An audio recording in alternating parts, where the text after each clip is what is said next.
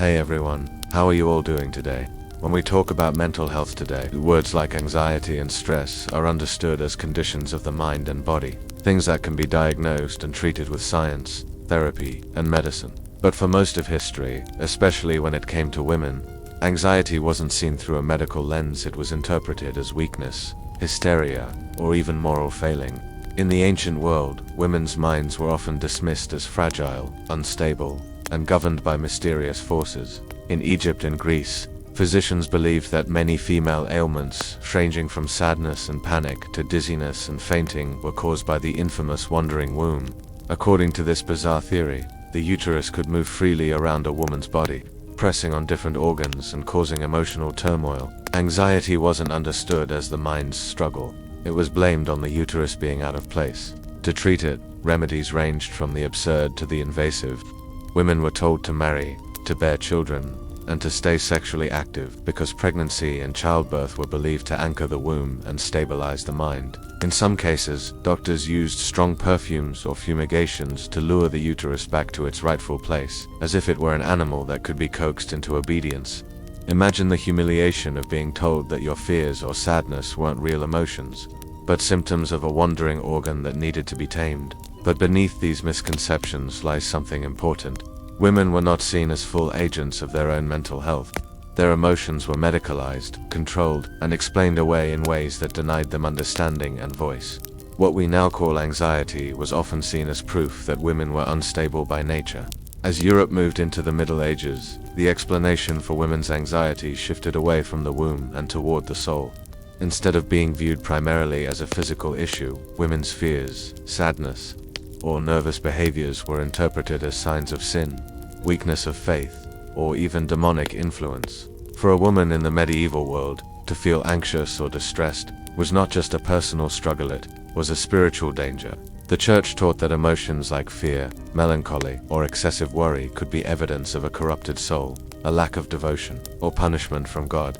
Anxiety wasn't treated with sympathy.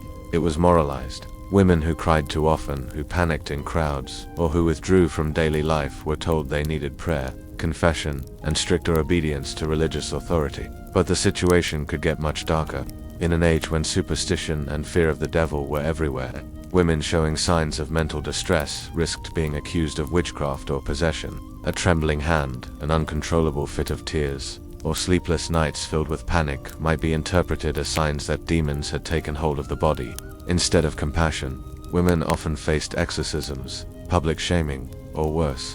Yet not all was cruel neglect. In monasteries and convents, some women found moments of refuge. Nuns who suffered from what we would now call anxiety sometimes wrote about their fears in spiritual diaries, framing them as tests of faith. And in rare cases, physicians recommended calming herbs like valerian, chamomile, or lavender to ease a restless mind. Still, these treatments were exceptions, and most women were left to struggle in silence under the weight of judgment. In the medieval world, a woman's anxiety was never truly her own. It was defined by religion, morality, and the suspicion of society. Instead of being heard, her suffering was often weaponized against her. By the time Europe entered the Renaissance and the early modern era, the language around women's anxiety changed again, but not necessarily for the better.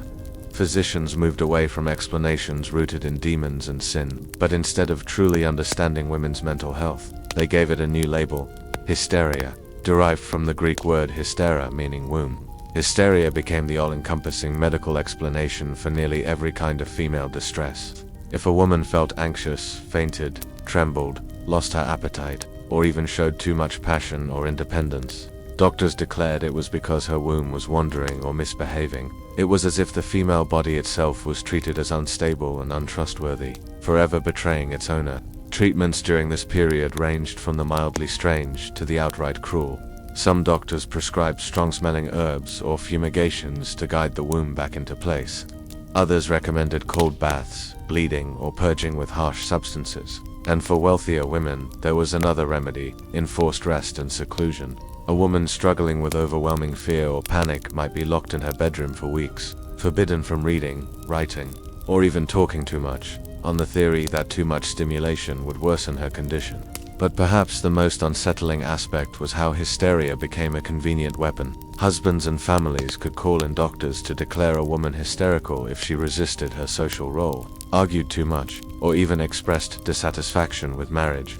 What we now understand as anxiety, depression, or simple acts of self-expression could be twisted into a medical excuse to silence and control women. In this era, anxiety wasn't treated as an illness of the mind, but as evidence of femininity itself, proof, in the eyes of male physicians, that women were fragile, unstable, and in need of constant management. By the 19th century, hysteria was no longer just a curious diagnosis. It had become one of the most common medical labels for women across Europe and America.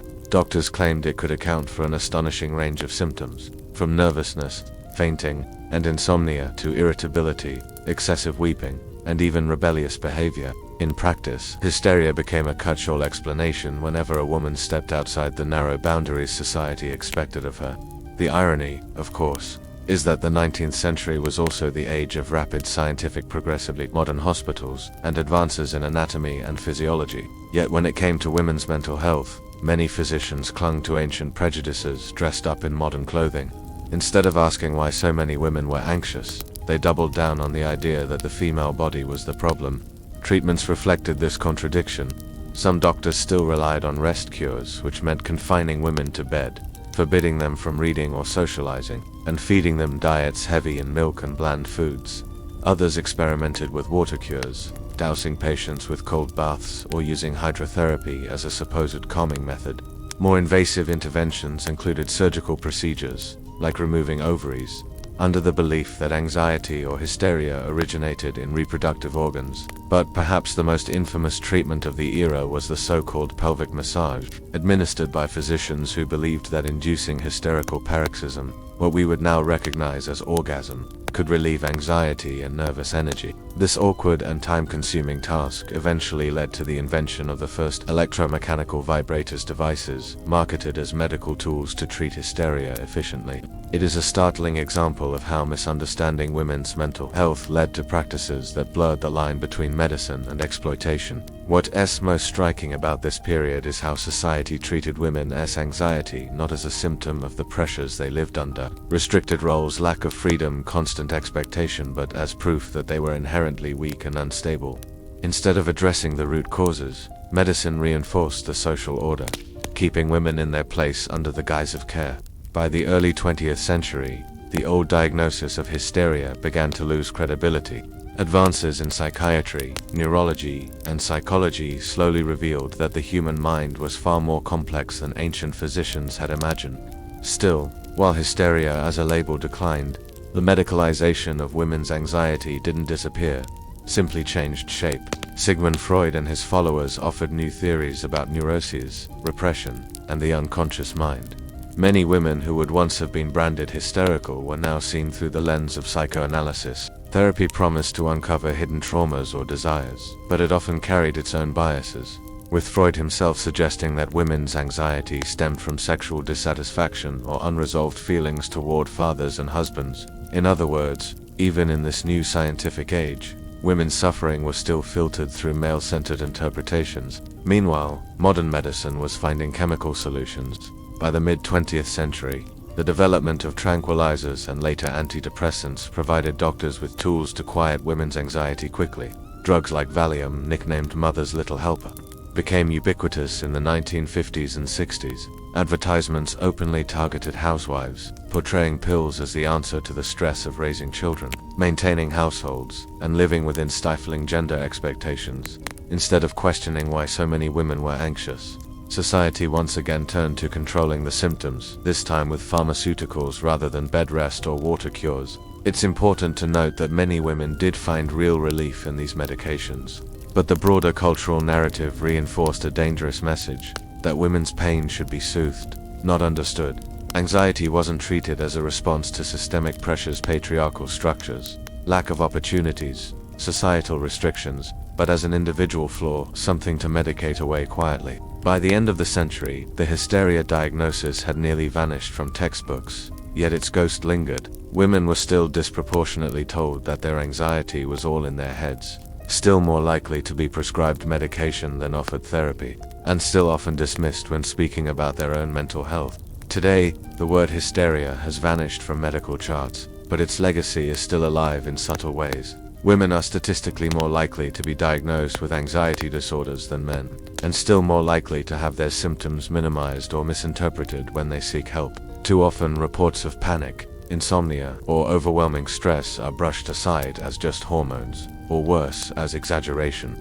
Modern psychiatry has made great strides. Cognitive behavioral therapy, mindfulness, advanced medications, and broader awareness of mental health have given many people the chance to manage anxiety effectively. Yet the cultural residue of centuries of dismissal lingers. The ancient idea that women are too emotional or weaker continues to shadow medical practice and social attitudes. Even language reflects this inheritance. When a man is anxious, he may be described as stressed, overworked, or pressured. When a woman expresses the same symptoms, she risks being called sensitive, unstable, or dramatic. These small differences echo the centuries when women's minds were seen as inherently fragile, a notion that shaped not only their treatment but their entire place in society. And while medicine is more sophisticated now, the pharmaceutical industry has often repeated old patterns. Anxiety is still frequently treated as something to suppress rather than fully understand. Prescriptions remain more common for women, while deeper questions about the pressures of work, family, inequality, or trauma are too often overlooked. The story of women's anxiety is, in truth, a mirror reflecting the history of gender itself, the struggle to be heard, to be taken seriously, and to have suffering acknowledged not as weakness, but as humanity. As the 19th century unfolded, treatments for women's anxiety were caught between two worlds, one claiming the authority of emerging science, and the other clinging to centuries-old ideas about female fragility. Doctors prescribed everything from sedatives laced with opium to electric therapies that promised to reset the nervous system. These approaches were presented as progress, but in reality, they often masked the same old assumptions that women were too delicate, too emotional, or too irrational to be trusted with their own well-being. The paradox is striking. On the one hand, medicine was advancing, hospitals grew, psychology took its first steps, and the language of nerves replaced the medieval cry of hysteria. On the other hand, these shifts rarely freed women from the cages built around them. Anxiety was still treated as a weakness of character rather than a human condition, and its remedies were designed more to preserve social order than to heal the individual. Behind closed doors, countless women endured these so-called cures, often in silence. Some were locked away in asylums where treatments blurred the line between therapy and punishment. Others submitted to rest cures that stripped them of autonomy and trapped them in isolation. A woman's suffering was rarely seen as a truth worth listening to. It was something to be managed, suppressed, and if possible, erased. This was not only about medicine, it was about control. By defining women's anxiety as a medical condition tied to their supposed nature, society justified keeping them away from politics, education, and independence. In many ways, the treatment of anxiety became an invisible weapon, a quiet way of reminding women of their place. As the 19th century gave way to the early 20th, a new language began to emerge around women's mental health. The word hysteria was slowly falling out of favor, replaced by the vocabulary of psychiatry and the pioneering theories of a man whose name still dominates the history of psychology, Sigmund Freud. For women who had once been confined to asylums or silenced with rest cures, Freud's office must have seemed like a strange but radical alternative. Instead of ice baths, leeches, or endless bed rest, patients were invited to lie down on a couch and talk. Words, not restraints, became the tools of treatment. It was revolutionary in its method, yet deeply flawed in its assumptions. Freud proposed that anxiety and neuroses stemmed from conflicts in the unconscious mind, often tied to sexuality, repression, or unresolved family dynamics. For women, this almost always meant being told their fears were rooted in unsatisfied desires or hidden tensions with fathers and husbands. If you wept uncontrollably or panicked without cause, the interpretation was rarely about social pressure, grief, or trauma. Instead, it was about what Freud thought you secretly wanted or feared in your private, unspoken fantasies. On one level, this was progress. Women were no longer branded as possessed by demons or doomed by their reproductive organs. At least now, their suffering was acknowledged as psychological part of the human mind rather than evidence of a wandering womb. But there was also a trap. Their inner worlds were still interpreted almost exclusively through the male gaze. Freud's theories often turned women's distress into symbols of inadequacy, dependency, or suppressed sexuality. And if therapy didn't bring relief, too often the blame was placed back on the patient. Perhaps she wasn't ready to face her repressions. Perhaps she resisted the truth. The burden of healing, once again, rested on the woman, not on the society that constrained her or the culture that denied her voice. Meanwhile, psychiatry as a medical discipline was advancing. Hospitals were modernizing, and doctors experimented with new treatments for nervous disorders, electrotherapy, hydrotherapy, and early sedatives like bromides or opium derivatives. These were framed as scientific progress, but many still carried echoes of the past methods designed to quiet women rather than understand them. By the 1920s and 30s, the term neurasthenia had become popular, especially among the upper classes. Women suffering from fatigue, worry, and panic were told they had weak nerves, an elegant phrase that disguised how little doctors truly understood. Whether called hysteria, neurasthenia, or neurosis, the underlying assumption remained: women were fragile, prone to emotional collapse, and in need of careful management by husbands, families, and doctors. What had changed, however, was the stage. Anxiety was no longer explained in whispers of demons or witches, but in the language of science, case studies, and lectures. Yet beneath the polished theories, women's lived experiences were still filtered, reshaped, and often diminished. Their voices were heard, but only through the interpretations of others. In this sense, the dawn of psychoanalysis and psychiatry represented both a breakthrough and a betrayal. Women were no longer chained by superstition, but they were still bound by interpellation, still waiting for someone to ask not only what they felt, but why their world made them feel this way. As the 20th century accelerated with world wars, industrial progress, and shifting gender roles, women's anxiety was recast once more. The language of hysteria was fading from medical textbooks, but its shadow lingered in practice. Doctors now spoke of neuroses, nervous exhaustion, or anxiety disorders, yet the old assumptions about female fragility never truly disappeared. In the early decades, psychiatry experimented with new methods, shock therapies, early tranquilizers, and hospital regimens that blurred the line between care and control. Women who spoke of restlessness, dread, or despair could still find themselves confined in institutions where the goal was not understanding, but obedience. A wife who defied her husband's authority or resisted domestic expectations might be branded unstable and admitted for her own good. Once inside, her voice rarely carried weight against medical authority. By the mid-20th century, however, a quieter revolution was unfolding, one driven not by doctors, but by chemistry. Pharmaceutical companies introduced sedatives like Miltown in the 1950s and Valium in the 1960s. Marketed as safe, modern, and sophisticated, these drugs were promoted directly to women, especially housewives burdened by isolation and the invisible labor of holding families together. Magazine ads depicted smiling mothers, their anxiety soothed by Mother's Little Helper. On the surface, this seemed like progress. Women finally had access to treatments that calmed their nerves without the brutality of asylums.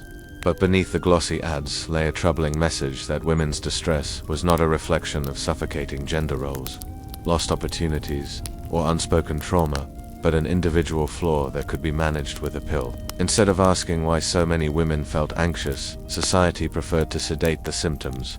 And yet, the pills did more than suppress, they also awakened questions. By the late 1960s and 70s, the feminist movement gave women new spaces to speak openly about their mental health. In living rooms and university halls, consciousness-raising groups gathered to share experiences, comparing stories of exhaustion, panic, and quiet despair. For many, the realization was transformative. It wasn't just me. Their anxiety wasn't a private weakness, but a collective symptom of systemic pressure. Books like The Feminine Mystique gave language to this hidden suffering, describing the problem with no name that haunted women who had everything society told them they should want: marriage, children, security, yet felt trapped in quiet misery. Anxiety, they realized, was not simply biology. It was culture. It was the weight of expectations that demanded women be perfect wives, patient mothers, cheerful homemakers, and never, ever restless. For the first time in centuries, women were no longer just patients. They were beginning to reclaim the narrative of their own minds. Some became therapists, doctors, and researchers themselves, reshaping the very institutions that had once silenced them. Others turned to art, literature, and activism, transforming personal anguish into collective power. Still, the struggle was far from over. Even as diagnoses became more precise, generalized anxiety disorder, panic disorder, PTSD, the tendency to dismiss women's pain as exaggeration or just stress remained. The labels were new, but the skepticism was ancient. And for every woman who found validation, many more were still handed pills without questions, their deeper wounds left untouched. In truth, the 20th century was a paradox. It offered unprecedented tools, medications, therapy, science, but it also recycled old patterns of dismissal and control. Women's anxiety was acknowledged as real, yet still too often treated as an inconvenience to be quieted rather than a truth to be heard.